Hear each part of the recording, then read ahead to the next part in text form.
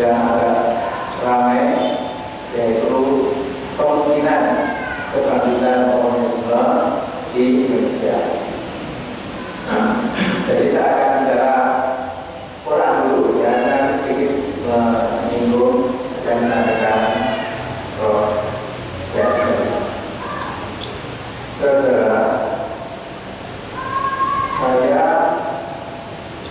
tambah usia itu tambah yakin bahwa Al-Quran memang wahyu Allah yang hanya Al-Quran saja sebenarnya bisa membawa kita kepada kehidupan yang stabil, yang mantap, yang mutmainah, yang tumaknya.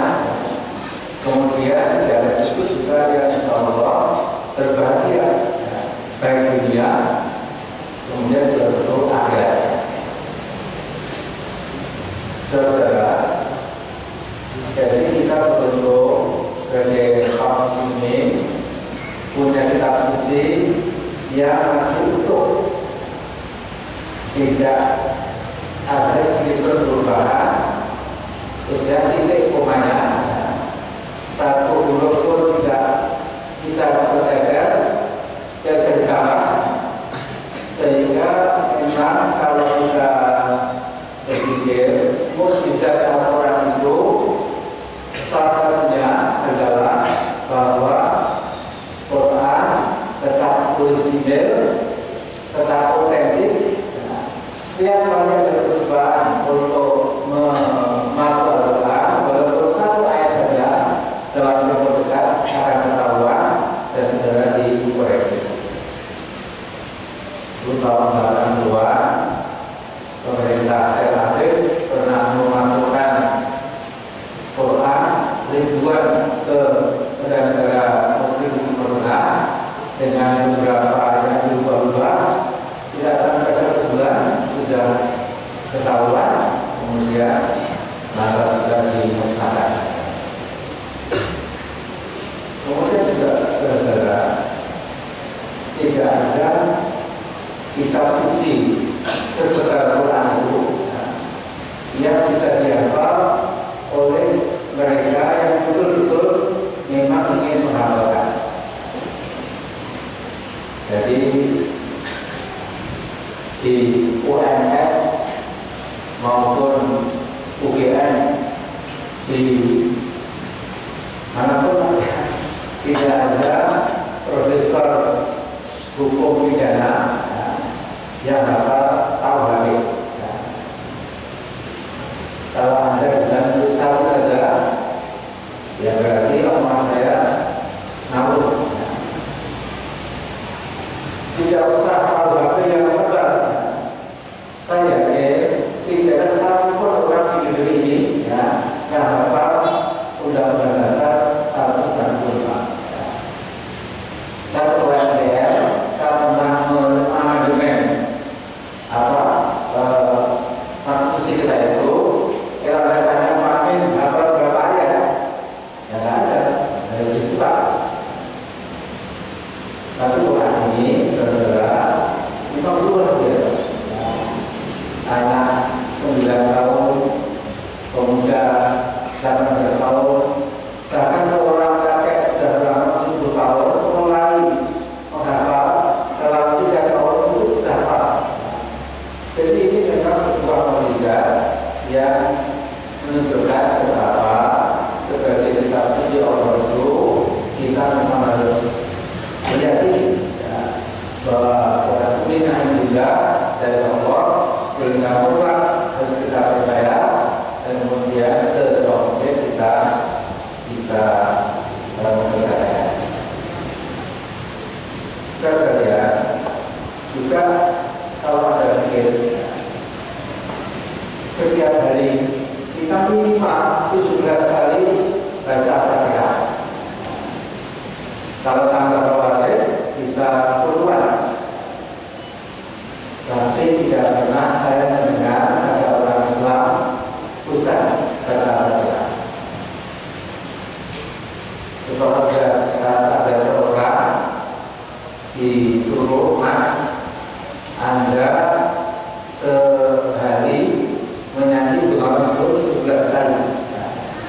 Dan yang kali Bengawan Solo dan 12-nya Bengawan Solo, kalau pakai Bengawan Solo, pakai Bengawan Solo, bisa Bengawan Solo. Saya yakin 17 kali Bengawan Solo ya. Itu kemudian dalam 2-3 tahun itu sudah agak sedikit, pasti besar. Itu sudah pasti. Jadi ada kekuatan luar biasa. Saya coba ambil hari ini cerita baca sepanjang hidup. Tidak pernah ada orang itu mengatakan besar. Maka dia karena apa? Datang dari Allah Subhanahu wa Ta'ala. Terus kemudian bahkan dalam bahasa Arab itu ada Satwalul Quran, wibawa, the power of Quran, the influence of Quran.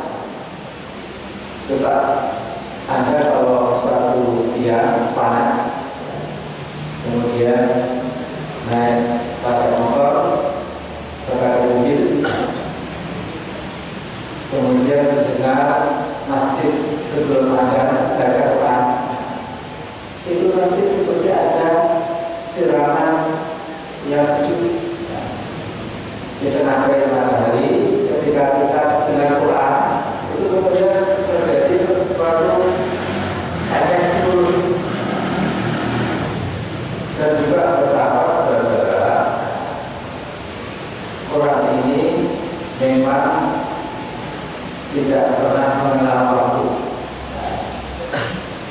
Jadi dibaca tengah malam, siang hari, ketika orang pesta perkawinan, ketika orang sedang kena musibah, ada yang meninggal, ketika kongres sebuah kumpulan mau mengadakan muktamar dan lain-lain, baca Quran, itu selalu pas. Kalau Anda jam 1 malam di kampung lantas menyanyi rock itu, saya kira tetangga akan dasar mengganggu, kemudian ya pasti akan dihentikan. Jadi saudara, Quran ini memang penuh mukjizat, tetapi ya, di antara mukjizat yang memang jelas tidak pernah bisa dibantah adalah belum pernah ada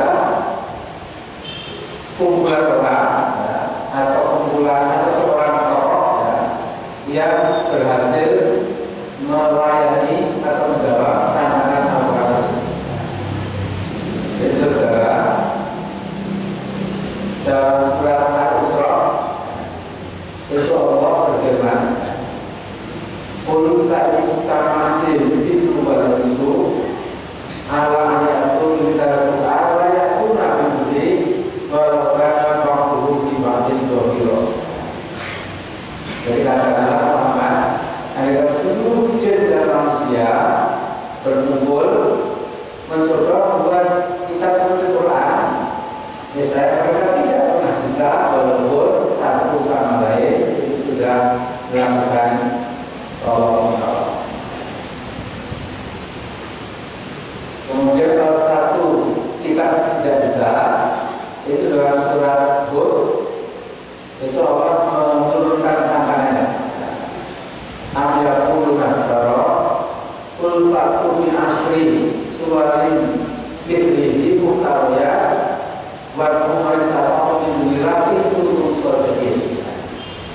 Jadi kalau tidak bisa satu Quran, ya 10 surat, kemudian ajarlah semua penolongmu kalau kamu memang bisa menjawab tantangan Al-Quran. Nah, sebagian kita sudah hafal Al-Baqarah itu berbunyi wa in kuntum fi raibin mimma nazzalna 'ala abdina fa'tu bi suratin min mithlihi dunillahi in kuntum shadiqin. Fa ilam ta'malu wa lam ta'malu fata'malu min jarum kecil kali. Jadi kalau kamu masih belum percaya juga bahwa Quran itu dari Allah, coba buat satu surat saja. Tetapi sampai kapanpun kamu tidak pernah bisa, karena itu dalam terlalu kepada Allah, takut pada neraka yang banyak-banyak itu takut maupun manusia sebagai terang neraka. Nah, sini ada dalam tarikh Nabi itu dulu ada seseorang yang kaya raya, namanya Musailamah, dimana di daerah Yamamah. Jadi pembenci Islam, pembenci Nabi. Kemudian dia berusaha untuk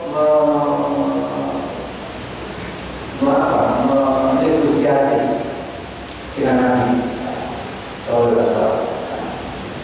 Kemudian dia diberi waktu oleh Nabi kita SAW untuk mengadakan dialog, dan dia mengatakan, "Hei Muhammad, saya sesungguhnya juga Nabi seperti kamu. Jadi bagaimana kalau waktu itu kita share, dan nanti urusannya yang lain-lain, apa-apa tinggal bagi jadi dua. Jadi pengaruh, kemudian juga kursi keduniaan, kekuasaan dan lain-lain. Karena kita itu berdua share fadilah itu, maka nanti kita lebih kuat." Jadi yang besar ini